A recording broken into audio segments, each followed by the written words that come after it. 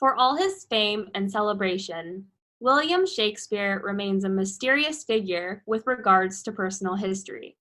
There are just two primary sources for information on the bard: his works and various legal and church documents that have survived from Elizabethan times. Naturally, there are many gaps in this body of information, which tells us little about Shakespeare the man.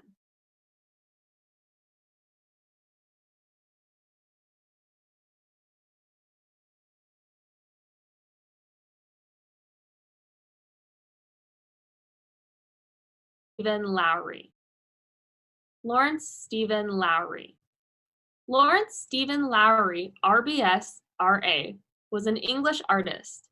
Many of his drawings and paintings depict Pendlebury, Lancashire, where he lived and worked for more than 40 years, and also Salford and its surrounding areas.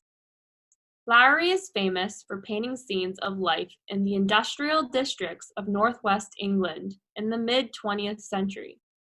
He developed a distinctive style of painting and is best known for his urban landscapes peopled with human figures often referred to as Matchstick Man. He painted mysterious, unpopulated landscapes, brooding portraits, and the unpublished marionette works, which were only found after his death.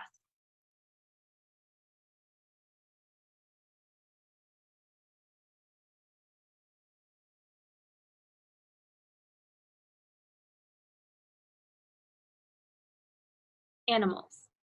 In animals, a movement is coordinated by a cluster of neurons in the spinal cord called the central patterns generator, CPG. Produces signals that drive muscles to contract rhythmically in a way that produces running or walking, depending on the pattern of pulses.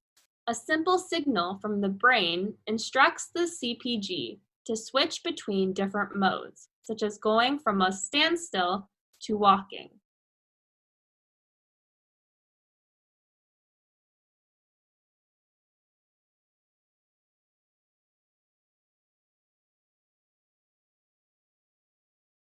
CEO.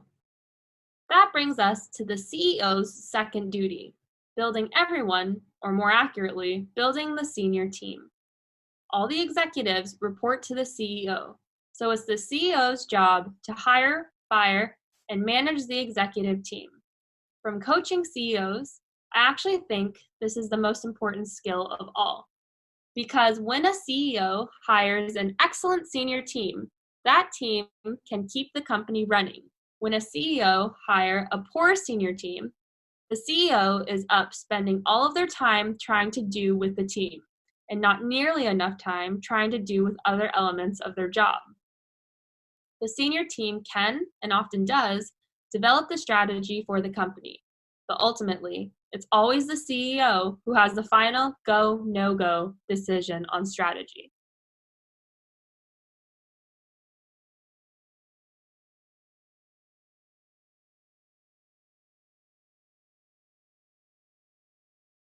Bored in class.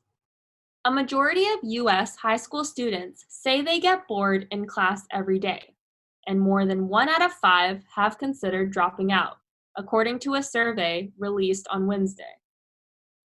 The survey of 81,000 students in 26 states found 2/3 of high school students complain of boredom, usually because the subject matter was irrelevant or their teachers didn't seem to care about them.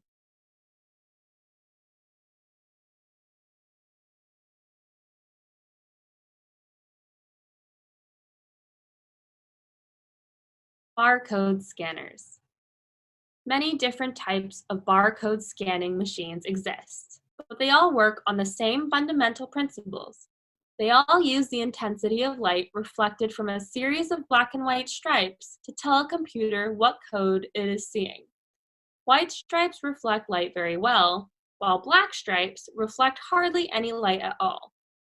The barcode scanner shines light sequentially across the barcode, simultaneously detecting and recording the pattern of reflected and non-reflected light.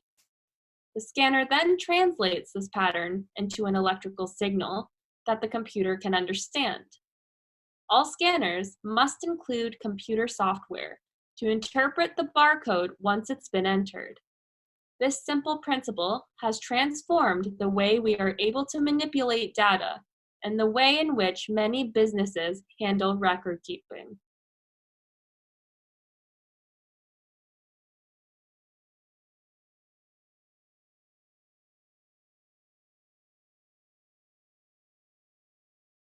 Integrated ticket.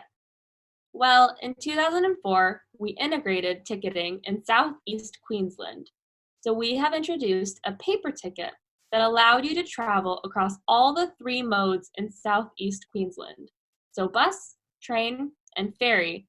And the second stage of integrated ticketing is the introduction of a smart card. And the smart card will enable people to store value, so to put value on the card, and then to use the card for traveling around the system.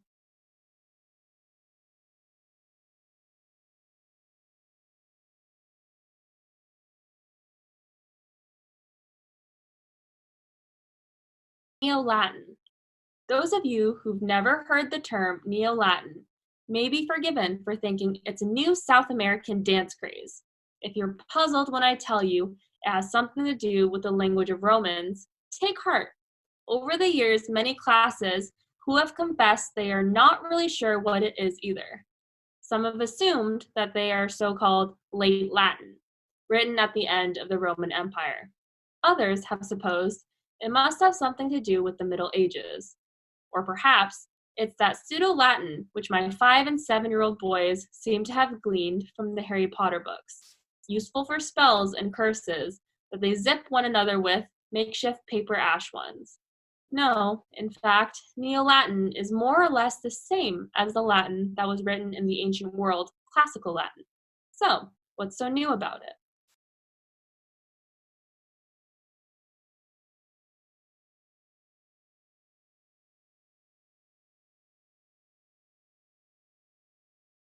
Traffic jam. For the first time, Japanese researchers have conducted a real-life experiment that shows how some traffic jams appear for no apparent reason. They placed the 22 vehicles on a single track and asked the drivers to cruise around at a constant speed of 30 kilometers an hour. At first, traffic moved smoothly, but soon the distance between cars started to vary and vehicles clumped together at one point on the track. But the jam spread backward around the track like a shock wave at a rate of about 20. At first, traffic moves smoothly, but soon the distance between cars started to vary and vehicles clumped together at one point on the track.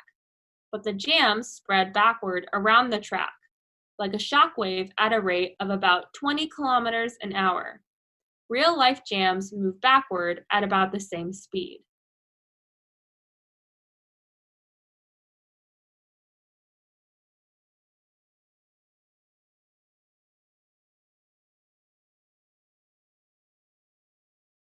Than thought. Now that story's been scotched as only part of contingency planning, but it was a symptom of the dramatic turn of events in South Australia, and it flushed out other remarks from water academics and people like Tim Flannery, indicating that things were really much worse than had been foreshadowed even earlier this year. So is Adelaide, let alone some whole regions of South Australia, in serious bother, considering that the vast majority of its drinking water comes from the beleaguered Murray, something many of us outside the state may not have quite realised? Is their predicament something we have to face up to as a nation?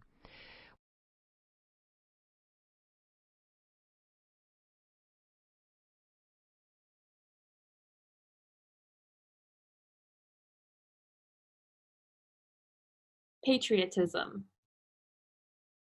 The effect of the first difference is, on the one hand, to refine and enlarge the public views by passing them through the medium of a chosen body of citizens, whose wisdom may best discern the true interest of their country, and whose patriotism and love of justice will be least likely to sacrifice it to temporary or partial considerations.